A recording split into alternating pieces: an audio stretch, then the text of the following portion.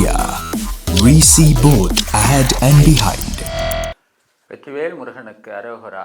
நரேந்திர மோடிஜி பாரத பிரதமர் வந்த பின்பு நான் நினைக்கிறேன் இந்தியா தமிழ்நாடு மட்டுமல்லது இந்தியா ஃபுல்லாகவும் பார்த்தீங்கன்னு சொன்னால் ஒரு நன்மையான விஷயங்கள், பல அபிவிருத்திகள், பல நன்மை காரியங்கள் நடைபெற்று வருகின்றது.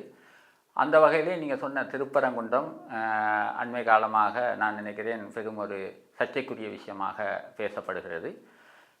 நான் என்ன இதில் ஒரு விடயத்தை மட்டும் கூற விரும்புகின்றேன். இந்த நீதித்துறை என்பது ஒரு மிக முக்கியமான ஒரு பயபக்தியான ஒரு இடமானது. இந்த நீதித்துறை ஒரு தீர்மானத்தை எடுக்கும் பொழுது, நீங்கள் கேள்விப்பட்டீர்களோ எனக்கு தெரியவில்லை, இருந்தாலும் நான் அதை கூறுகின்றேன்.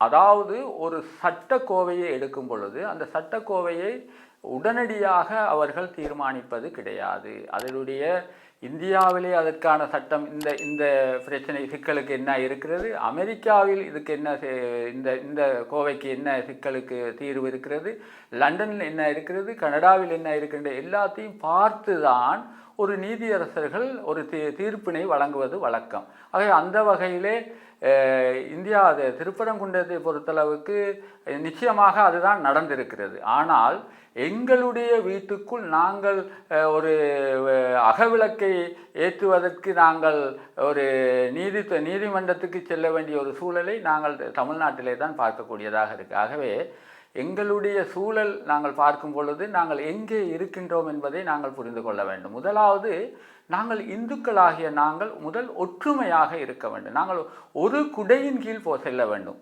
ஏனென்றால் இன்றைக்கு நமக்கு இந்த சூழலுக்கு காரணம் நாங்கள் நிறையவே பார்த்தோம். அந்த ஊடக வாயிலாக நிறைய சிக்கலை நாங்கள் பார்த்தோம். திருப்பரங்குன்றத்தில் நடந்தது, அந்த விளக்கேற்றுவதற்கு சென்றது, அங்கே காவல்துறை அதை தடுத்தது, இது மாதிரியான பல செய்திகளை நாங்கள் பார்த்திருக்கின்றோம். ஆனால் உண்மையாகவே திருப்பரங்குன்றம் என்பது அது சைவர்களின் இடம், இந்துக்களின் வீடு.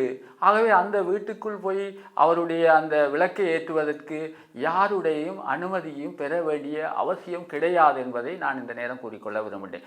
அதே இடத்தில் நாங்கள் நீதித்துறைக்கு போனதின் காரணமாக நீதித்துறையும் எங்களுக்கு சரியான இதை எங்களுடைய வாழ்வியல், எங்களுடைய வரலாறுகளை சார்ந்த பிரச்சனைகளை பார்த்து தீர்ப்பை வழங்கியிருக்கின்றது. திருப்பரங்குன்றத்திலே நாங்கள் விளக்கை ஏற்றலாம் என்று.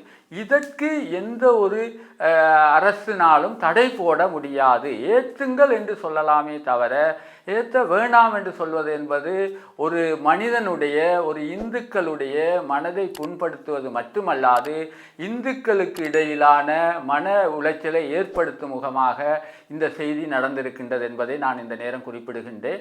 ஆனால் நிச்சயமாக அந்த முருகப்பெருமான் தன்னுடைய திருவிளையாடலினால் ஏதே ஒன்றை இந்த தமிழ்நாட்டிலே நகர்த்த உள்ளார் என்பதை நாங்கள் இதனூடாக நாங்கள் புரிந்து கொள்கின்றோம். அதாவது இனி வர இருக்கின்ற காலங்களிலே இந்த முருகப்பெருமான், திருப்பரங்குன்றத்திலே இருக்கின்ற முருகப்பெருமான் நிச்சயமாக இங்கே ஏதோ ஒரு திருவிளையாடலை நடத்துவதற்காக, தன்னுடைய தேவைகளை பூர்த்தி செய்து கொள்வதற்காக ஒரு விடயத்தை அவர் செய்திருக்கின்றார் என்பதை நாங்கள் மனதிலே எண்ணிக்கொண்டு நாங்கள் அடுத்தடுத்த கட்டங்களிலே எங்களுடைய பயணத்தை மேற்கொள்வோம் என கேட்டு, தொடர்ச்சியாக இந்துக்களின் ஒற்றுமை மிக அவசியமானது, எங்களுடைய சைவ மக்களுடைய ஒற்றுமை அவசியமானது. திருப்பரங்குன்றத்திலே நிச்சயமாக அடுத்த ஆண்டு நீங்கள் நினைத்த இடத்திலே, திருப்பரங்குன்றத்திலே, அதாவது இந்த பயணம் சொல்லப்பட்ட அந்த கம்பத்திலே அடுத்த ஆண்டு தீப ஒளி ஏற்றப்படும் என்பதை இந்த நேரத்திலே நான் கூறி விடைபெறுகிறேன். நன்றி, வணக்கம்.